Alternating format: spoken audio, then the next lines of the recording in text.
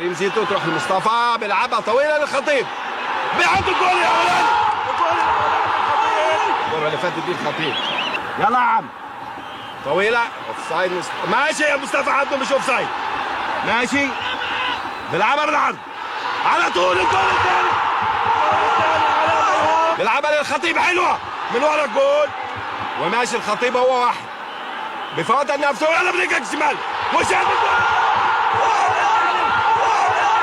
يذكر في الكورنر ده واتلعبت قصيره وتعدي ويحطها انما في ايد اكرامي وفي فاول وفي ابيا هو اللي هيلعب الكورنر وبرجله الشمال ويطلع اكرامي. برافو اكرامي بالبوكس انما ترجع لباباكو بيشوط من 30 متر الشمال للباك الشمال اللي طالع لنمره 6 وبيشوطها انما ويسي ابيا بيلعبها برجله الشمال وتعدي وترجع لبيشوط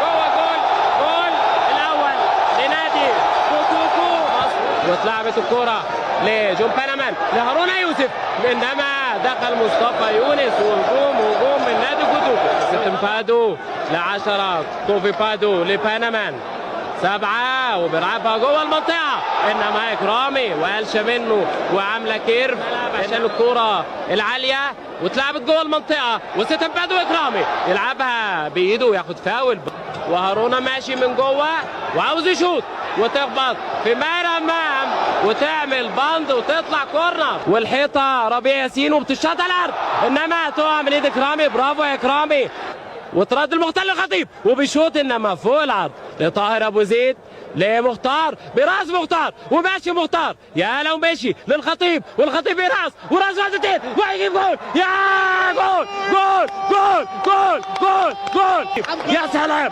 الخطيب نجم مصر ونجم هجوم النادي الاهلي يموت من كره مختار ويرقص 1 و2 وان شاء الله يحققوا المكسب. وكوفي بادو وستن بادو يلعبها انما يطلعها مصطفى يونس ومجدي عبد الغني من قنبله ستن بادو. هتعمل ايه؟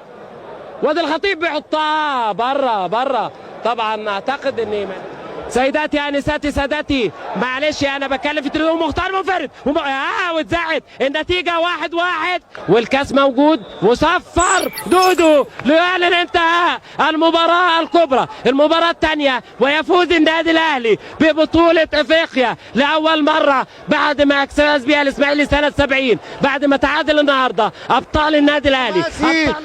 العاصمه الثانيه لغانا والسلام عليكم ورحمة الله وبركاته.